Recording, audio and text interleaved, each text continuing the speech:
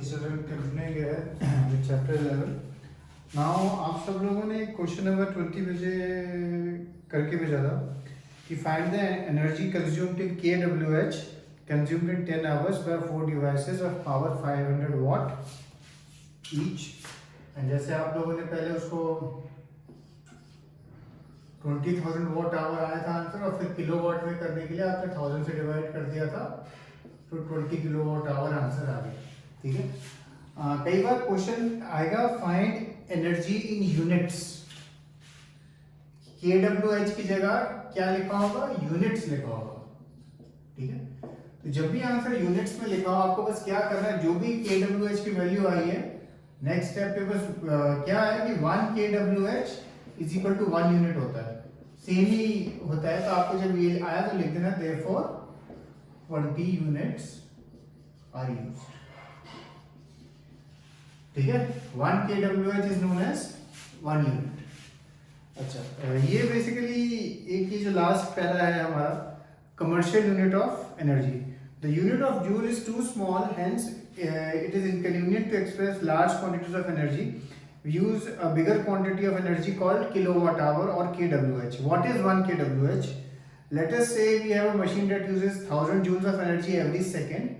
If this machine is used continuously for 1 hour, it will consume 1 kilowatt hour of energy. Thus, 1 kilowatt hour energy is the energy used in 1 hour at the rate of 1000 joules per second. अब उसने एक चीज और दिखाई है वहां पे, 1 kilowatt our को अगर हमें जूल में कन्वर्ट करना है तो 1 kilowatt hour is equal to 3.6 into 10⁶ joule. तो अगर हम आप देखें 1 kilowatt hour is equal to 1 kilowatt into hour, 1 kilowatt 1000 watts होता है, 1 आवर में 3600 सेकेंड्स होते हैं, तो मल्टीप्लाई किया तो हमें ये मिलता है।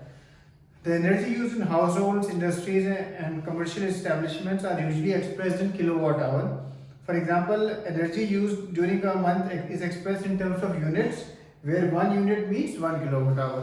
जनरली क्या है कि आप किसी इलेक्ट्रिशियन या किसी आप अपने सपोज डैडी अपने किसी को एक्सप्लेन करें कि हाँ आपके घर में कितनी बिजली यूज होती है, तो हम जूल्स में नहीं बोलते, क्योंकि जूल्स में ना बहुत बड़ी वैल्यू हमें बोलनी पड़ेगी।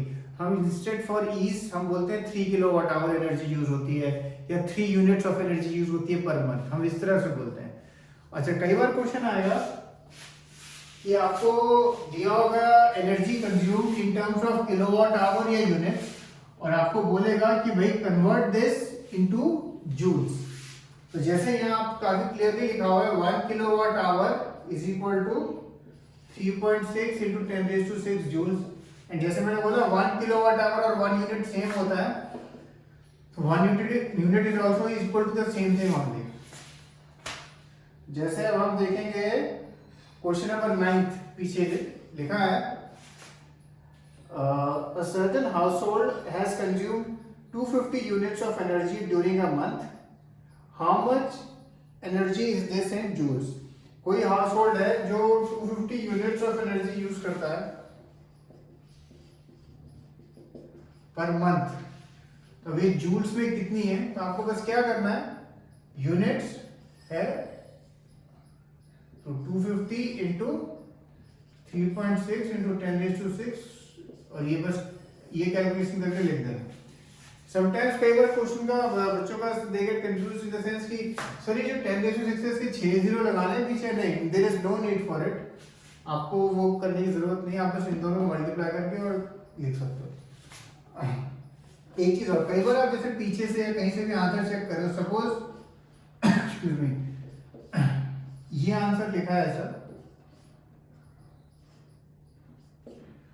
और ये आंसर आप ऐसा लिखा है, तो ये जो दोनों आंसर है, दोनों आंसर सेम ही है। आप इसको ऐसे भी लिख सकते हो और ऐसे भी लिख सकते हो।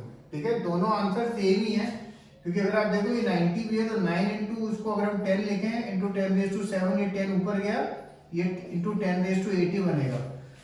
तो कई बार आंसर इस फॉर्म में लिखा हो या इस फॉर्म में लिखा हो, does not matter as long as powers और वो सब करेक्टली हो। ठीक है, तो कभी कभी ऐसा होगा आप अपनी जैसे आंसर निकालने के बाद जब आप चेक कर रहे हैं आपको लग रहा है हमारा गलत है, but just check the powers and all, कई बार in total it is the same. अच्छा, अब 3 क्वेश्चन है जिनका आंसर सेम है, इसलिए हम एक साथ डिस्कस करेंगे। Question number 2, question number 5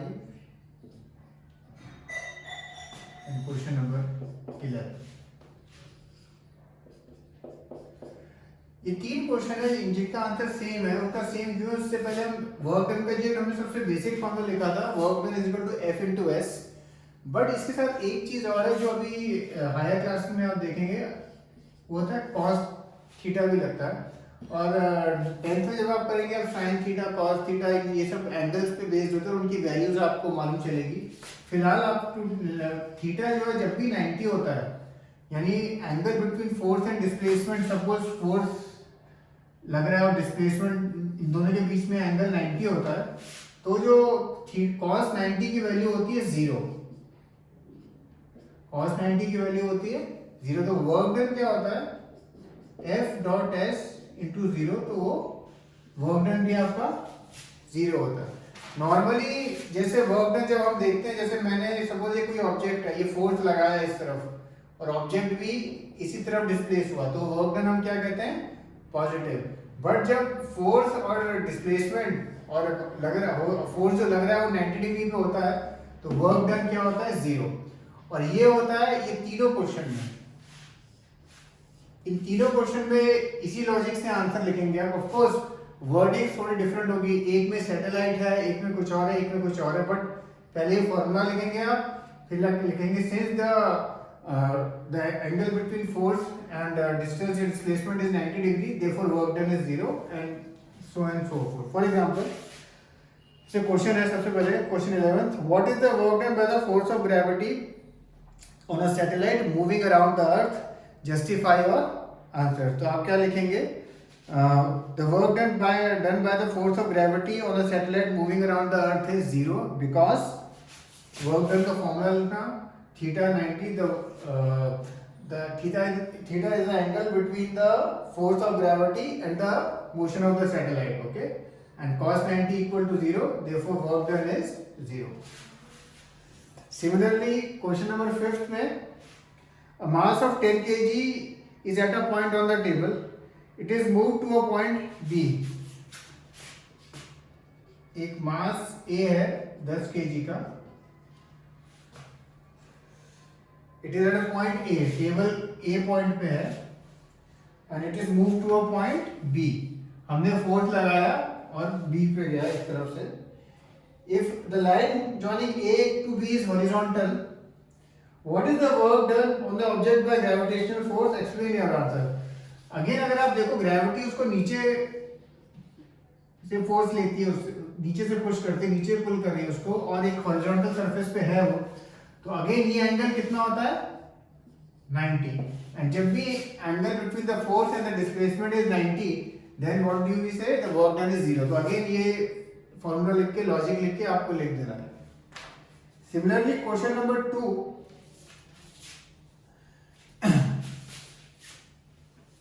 an object is thrown at a certain angle to the ground and moves in a direction in a curved path, falls back to the ground. The initial and final points of the path of the object lie on the same horizontal line. What is the work done by the force of gravity on the object? इसमें भी same logic लगेगा। And in तीनों में आप एक चीज क्या notice कर रहे हो? ग्रेविटी की बात कर रहे हैं, ठीक है? तो जब भी ग्रेविटी वाला आपका आएगा क्वेश्चन और आपको दिख रहा है कि भाई ये एंगल जो है 90 डिग्री में मेंटेन है, तो आप क्या बोलेंगे? Work done is 0।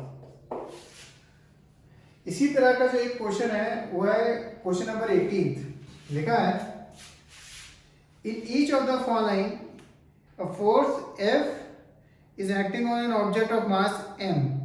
The direction of displacement is from west to east as shown by the longer arrow. Observe the diagrams carefully and state whether the work done by the force is negative, positive or 0.